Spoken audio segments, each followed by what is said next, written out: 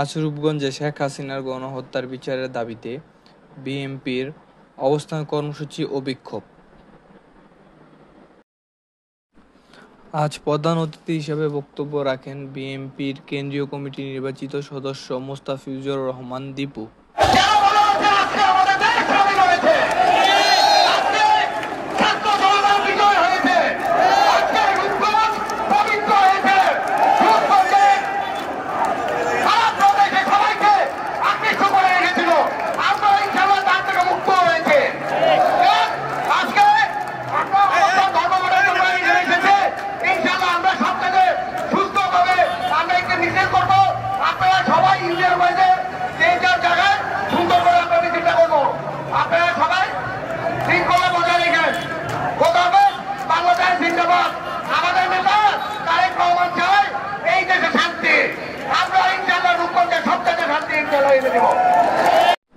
আরও বক্তব্য রাখেন নারায়ণগঞ্জ জেলা বিএনপির সাধারণ সম্পাদক গোলাম ফারুক খোকন।